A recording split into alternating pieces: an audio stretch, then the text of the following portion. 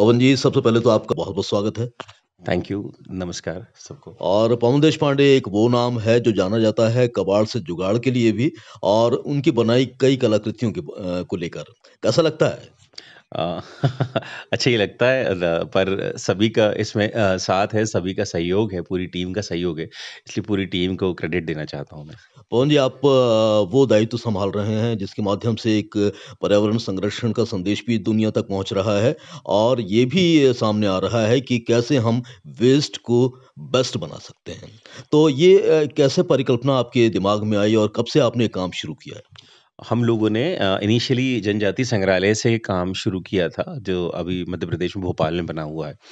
जनजाति हमारा पहला प्रोजेक्ट था, हम लोगों ने वहाँ से काम शुरू किया, उसके बाद में हम लोगों ने उज्जैन में एक त्रिवेणी संग्रहालय जब कुंभ हुआ था, त्रिवेणी जब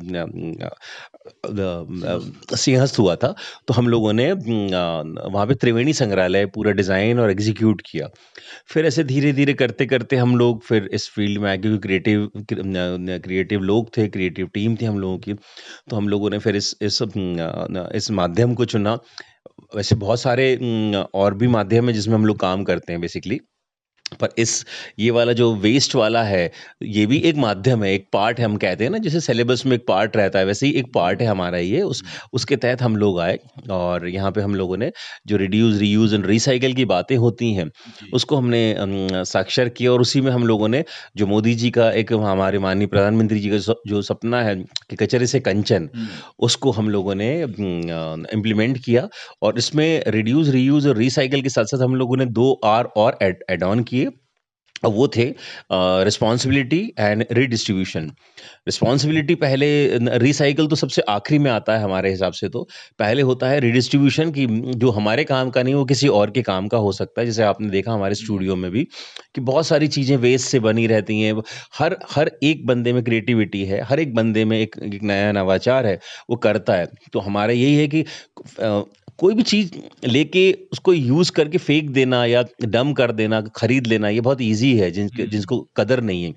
बट अगर उसी को हम लोग अपने हिसाब से दूसरे उसमें देखें तो रिडिस्ट्रीब्यूशन की मेरे काम का नहीं वो किसी और के काम का हो सकता है। वो कोई चाहे वो कोई बच्चा हो जो गिफ्ट देना चाहे थैंक्स गिविंग जिसे हम लोग कहते हैं, तो वो चीज़ हो सकती है। और रिस्पॉन्सिबिलिटी ये है कि हम लोग अवेयर हों, आने वाली जनरेशन के लिए अवेयर करें कि ये आने वाली जनरेशन के लिए बहुत खतरनाक है। ई-वेस्ट हुआ, प्लास्टिक, ग्लास, मेटल ये इतना वेस्ट निकलता जा रहा है। न क्लॉथ हुआ न कपड़े बहुत सारी चीज़ें ऐसी हैं जिसमें ये वेस्ट न काम का नहीं होता। तो मैं चाहता हूँ कि इसको कम से कम किया जाए तो रिडिस्ट्रीब्यूशन और रिस्पॉन्सिबिलिटी हो कि हम लोग जो कि रोकें कम करें और हमारी एक जागरूक होना चाहिए कि हम लोगों को कि हम लोग इसको आने वाली जनरेशन को क्या दे के जाएँगे तो कम से कम इसके तहत क्लाइमेट चेंजेस जो आज की डेट में हो रहे हैं, बिकॉज़ ऑफ यही रीज़न है तो इसको मैं चाहता हूँ कि कम से कम हो और एक सरकार तो जाग ही रही है, आम आदमी सिविलियंस भी जागें और उसको उसके तहत काम करें। बिल्कुल सही दिशा में आप कदम बढ़ा रहे हैं और यही जो आपका कदम है बाकी दूसरे लोगों के लिए भी प्रेरणा बन चुका है और कुछ लोगों ने अपने-अपने स्तर पर काम करना शुरू कर दिया है। प्रधानमंत्री जी का बहुत ही सही वाक्य आपने कहा कि कचरे से कंचन बनाने का जो उनका कॉन्सेप्ट है, उसको आप साकार कर रहे हैं। पहली कलाकृति आपने जो वेस्ट से बनाई थी, वो कौन-सी थी भोपाल में? और उसको लेकर कितना रिस्पॉन्स आपको मिला और किस प्रकार से आपका हौसला जागा, प्रोत्साहन मिला कि हम इस दिशा में और भी आगे बढ़ेंगे? अ, भोपाल में वैसे हम लोगों के खुद के स्टूडियो ही अपने आप में वेस्ट टू वंडर जो अपन कहते हैं, वो था और कचरे से कंचन की एक एक परिकल्पना जो है, जो माननीय प्रधानमंत्री जी की है, वो हम लोगों ने करी। सबसे पहला भोपाल में बात करें तो हम लोगों ने एक रेडियो बनाया जो रोशनपुरा चौराहा भोपाल का जो एक न्यू मार्केट है, जो मेन प्लेस है, वहाँ प्लेस किया गया। उसके बाद में हम लोगों ने फिर एक गिटार बनाया, जो बोट क्लब पे लगा। फिर उसके बाद में हम लोगों ने कोरोना टाइम निकला तो कोरोना वैक्सीन, बॉटल्स और इससे हम लोगों ने सिरिंज प्लास्टिक बॉटल से वायरस बनाया। सिरिंज बनाई, उसके बाद में वैक्सीन बनाई टायर से। फिर राजा भोज जो मतलब भोपाल का जो लोगो है वो राजा भोज है। तो उसको हम लोगों ने चेन और गाड़ियों के पार्ट्स से बॉटल से बनाया जो उनका आईएसबीटी में जो मेन है वहाँ पे लगा हुआ है।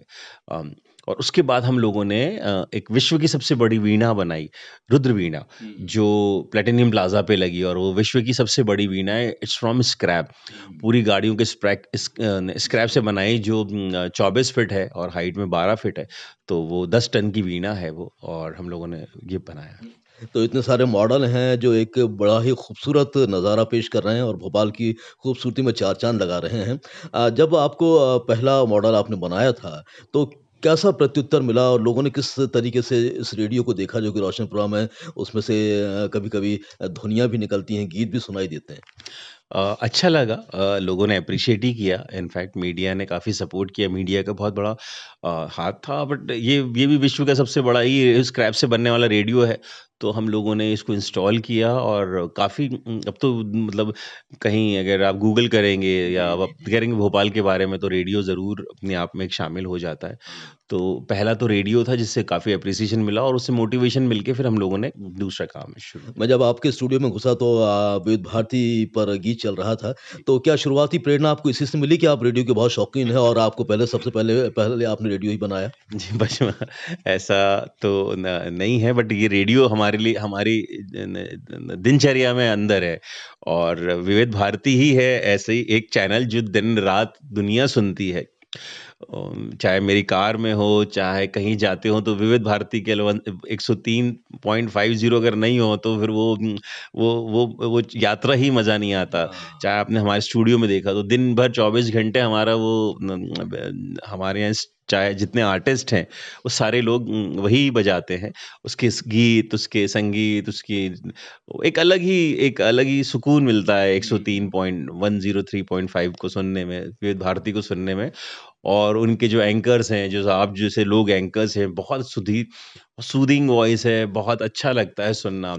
इरिटेशन नहीं होता, गाने बहुत अच्छे बजते हैं और विविध प्रकार की चीज़ें सुनने को मिलती हैं, इसलिए चाहे वो हवा महल हो, मेरे बचपन की यादें हों, चाहे वो अमीन सयानी जी की आवाज़ थी बिना का, तो बहुत सारी ऐसी यादें लाइफ में जुड़ी हुई हैं जो विविध भारती के थ्रू हम लोग करते हैं। तो जी हाँ, ज़रूर विविध भारती हमारे दिलो दिमाग में और ज़हन में बसा हुआ है। और यही शायद आपके मन में कल्पना थी कि सबसे पहले रेडियो बनाया जाए। जी हाँ, मैं रेडियो बनाने के लिए एक इंस्ट्रूमेंट म्यूज़िक इंस्ट्रूमेंट था और म्यूज़िक इंस्ट्रूमेंट शुरू ही रेडियो से होता है अगर सुनने के लिए, अगर कुछ नहीं हो तो बचपन में तो रेडियो ही था जिससे हम सुनते समझ में आता था। चाहे वो किसी भी चाहे वो लता मंगेशकर हो, अगर रेडियो नहीं होता तो हम समझ ही नहीं पाते क्योंकि हर कोई उस वक़्त कैपेसिटी नहीं थी कि कोई टेप या कोई खरीद सकता था। तो जीवन में सबसे ज़्यादा तो रेडियो ही था और छोटे-छोटे रेडियोज़ लोग सुनते थे, मैचेज़ देखते थे, क्रिकेट मैचेज़ तो आज मेरी यादें जुड़ी हुई हैं इसीलिए पहला रेडियो था। जी हाँ, बिल्कुल। तो रेडियो बनाने के बाद आप कई दूसरे मॉडल्स आपने बताए कि बना चुके हैं। ये जो कबाड़ आता है आपके पास तो कहाँ से आप कलेक्ट करते हैं या लोग आप तक पहुँचाते हैं? कौन-कौन सी वस्तुएँ आप लेते हैं? ऐसा कुछ नहीं है जो नगर निगम जो है भोपाल नगर निगम उनका स्क्रैप रहता है उनका उनका बेसिकली मेटल स्क्रैप बहुत निकलता है तो हम लोग का काम मैक्सिमम मेटल में रहता है तो हम लोग मेटल स्क्रैप होता है वो उस नगर निगम से लेते हैं जो उनका जो स्टोर है गाड़ियों का जहाँ पे नगर निगम की गाड़ियाँ कंडम गाड़ियाँ खड़ी रहती हैं जो पार्ट्स फेंकते हैं वो लोग जो किसी काम के नहीं रहते उसको फिर हम लोगों ने लिया और उससे हम लोगों ने एक नया नया नवाचार किया। और अब आप उस दिशा में ही बढ़ रहे हैं, नई पहल जो आपकी हो रही है कि कंडम बसों को आप बस स्टॉप के रूप में विकसित कर रहे हैं। ये आपको किस प्रकार से थॉट आया और इसमें किस प्रकार से आपको नगर निगम या दूसरी जो इस कंपनियाँ हैं, उनसे आपको सहयोग मिल रहा है? हम लोग पूरी टीम बैठते हैं मेरे साथ में मेरे जो पार्टनर हैं देवेंद्र शाक्या हैं हम आइडियाज़ आया कि इसको क्यों नहीं बस को और ये 4 साल पहले आइडिया था ये कि जो बसेस खड़ी हैं वेस्ट हो रही हैं उसका किसी काम का नहीं है बेसिकली वो मतलब काम की नहीं वो हम जब गए यार्ड में तो देखा 200-250 बसेस खड़ी हुई हैं कोई यूज़ नहीं हो रहा खराब होती जा रही हैं इसका यूज़ क्यों नहीं हो सकता था ये सोचा तो हम लोगों ने एकदम से दिमाग में आया कि क्यों नहीं इसका बस स्टॉप बनाया, बस से उतर के बस में जाए।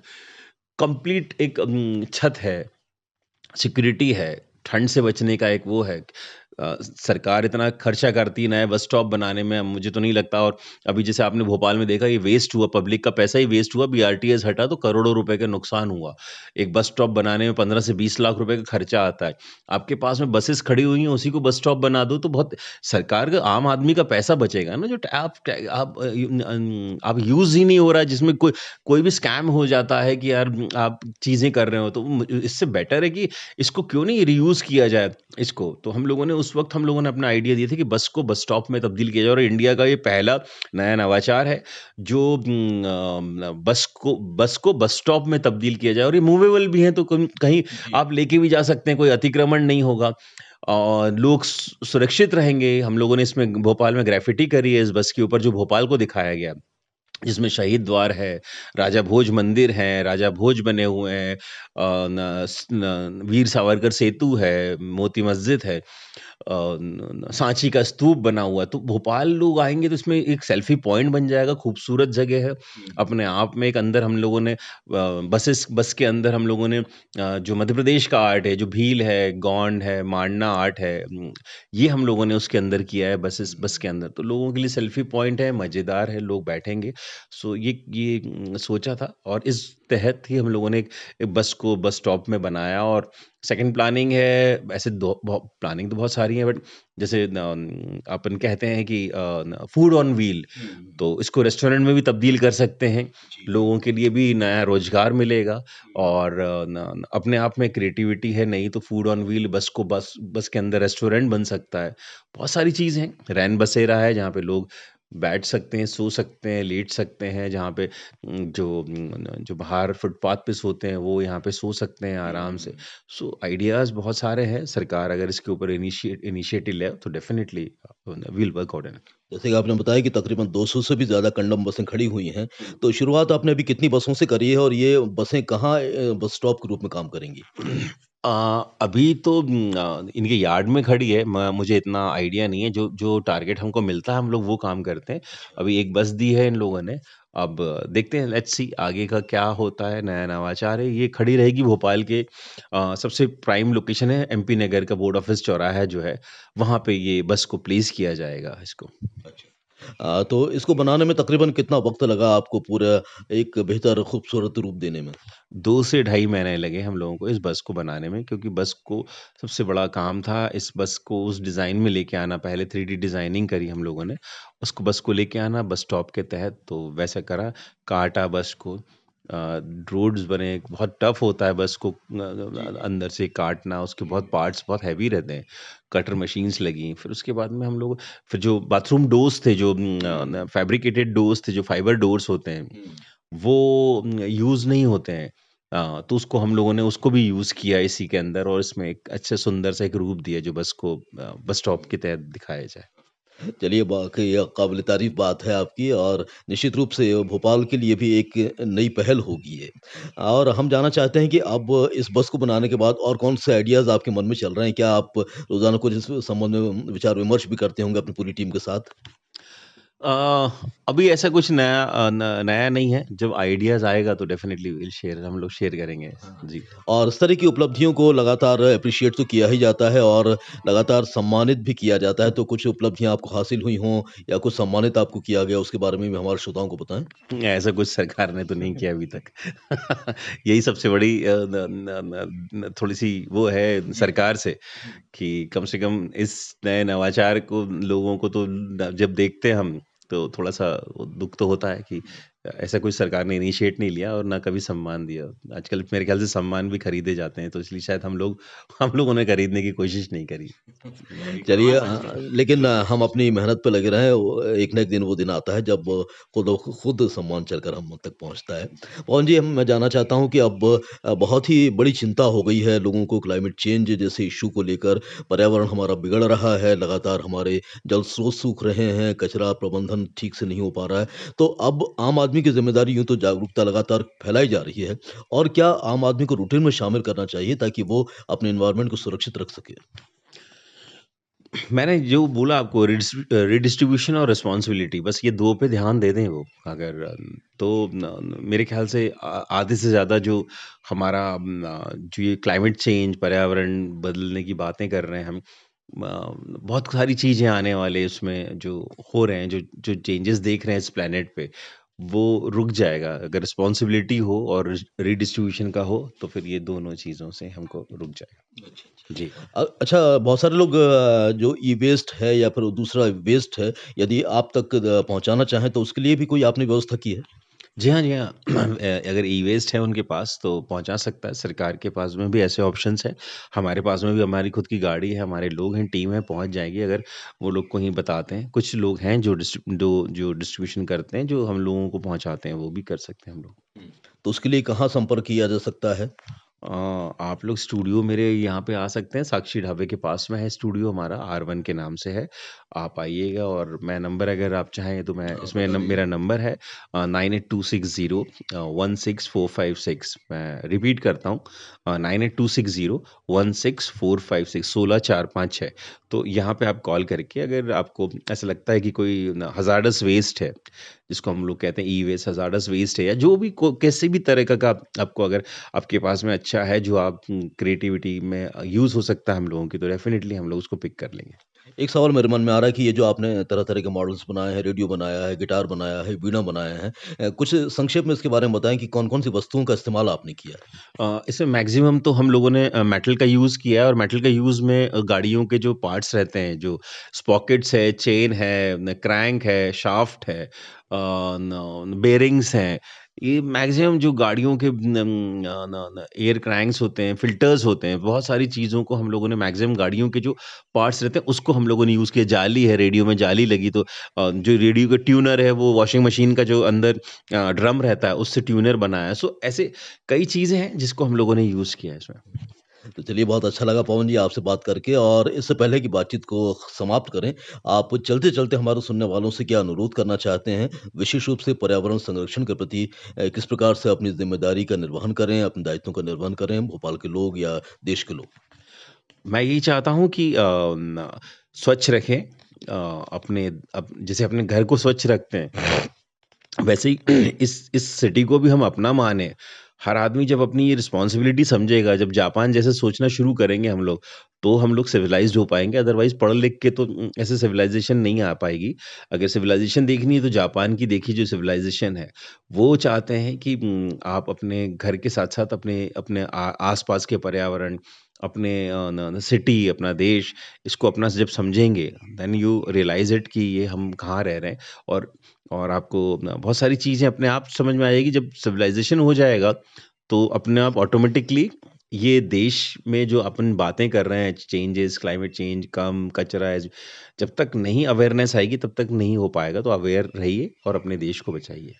पवन जी बहुत अच्छा लगा आपसे बात करके और उम्मीद करते हैं कि आपका आने वाला जो कल भी है वो भी कई नए मॉडल्स के साथ लोगों तक पहुँचेगा और हम आपको बहुत-बहुत शुभकामनाएँ देते हैं। इतना समय देने के लिए आपका बहुत-बहुत शुक्रिया।